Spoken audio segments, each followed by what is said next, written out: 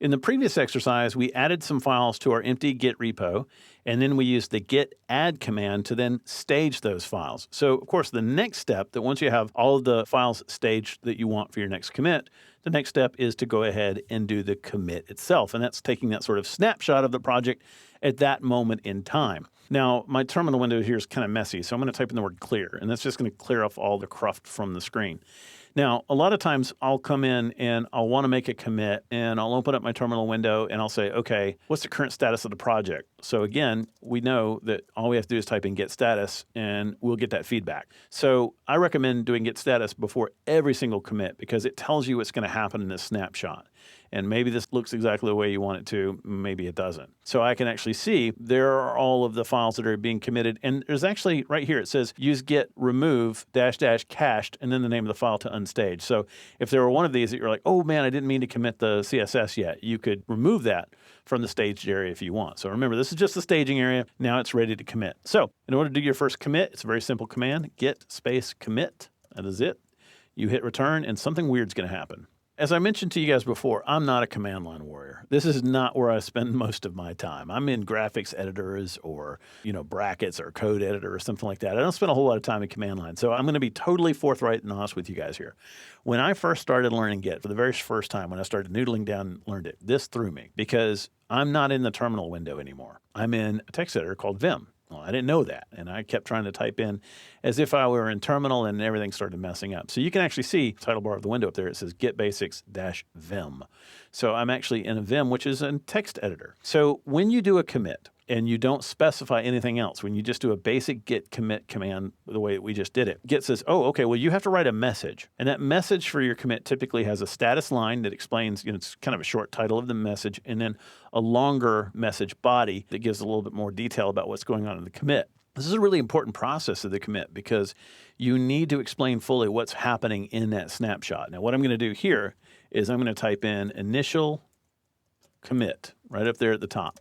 Now, all that stuff underneath it, you can just ignore it because all of that is going to be removed because it has a hash in front of it. So it's kind of like a comment, if you will, in normal text editors. It will be ignored. This is just a message to you, dear reader, to help you understand what's happening and what you'll need to do. So it tells you the files are going to be committed, that sort of thing. Now, if I hit return a couple of times, I can come down here and then I'm going to type in, this is my initial commit in my new Git repo. It's going great so far. Exclamation point, because I'm very excited about it. All right, so that's all that's going to be stored in the message. All the stuff below will be thrown away. Now, I'm in the Vim editor, and I need to get out of the Vim editor. And to do that, I'm going to type in escape, and then a colon, and then a WQ, which will write and save the file. There are other commands you could use. If you know Vim very well, there's like a couple of different keystrokes that'll get you out of that. But I got to tell you something, the very first time I did that one took me a while to kind of figure out how to get back to what I was doing. All right, if you hate Vim like me, you don't have to do it that way. Before we move on to committing in a slightly more efficient manner, take a look at what just happened. You'll notice that right above the cursor, I have some confirmation about my initial commit. So my initial commit was made. I had 7 files changed, 230 insertions. It shows me all the files that were committed. And so I get a nice rundown of everything that got added to that particular snapshot. So we created a new commit, and all of those files were added to it. That means if I run git status right now, you'll notice that it says there's nothing to commit. The working directory is clean. That means we've just taken a snapshot, and right now the working directory looks exactly like that snapshot. There have been no changes made to that. Well, I'm going to change that. Now, I don't like using Vim, so I'm going to use another text editor. I'm going to open up TextEdit. Now in TextEdit, really, you can open up any plain text editor to do what we're about to do. We're going to create a README file for our project. And you want to just open up a generic text editor that allows you to create plain text files.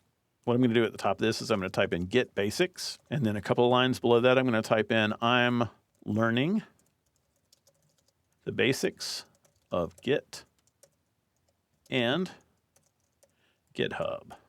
So this repo is really just for experimenting.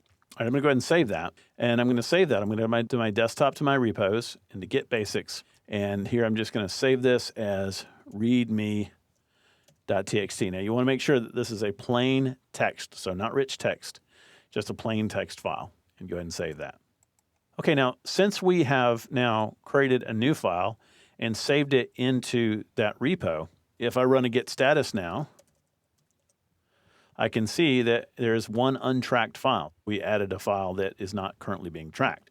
So to track that, remember how easy this was? We type in git add, and then we can do the name of the file, readme.txt. So that stages it. And if I do a git status again, it tells me, okay, everything's good, but we have a new file that's been moved to the staging area and it's ready to be committed. So I'm going to do another commit to follow up our initial commit that's going to add the README file. But this time, I don't want to go into the Vim text editor. Well, if you are making a commit and you have just a really short message that you want to pass on, it's really easy to do that in one command. So I'm going to type in git commit space -m for message, and then another space, and then quotation marks. You can type in whatever message you want. And this time, I'm going to type in added a README file. So you want it to be very descriptive. So again, it's git space commit space -m space, and then the commit message. So this saves you from firing up the Vim editor, and if you hit return, you'll notice it went ahead and made the commit, and it inserted our README text file. Perfect. So we now have two commits, each one of them the result of tracking some new files. And next, we're going to explore how to deal with files that have been modified from the previous commit.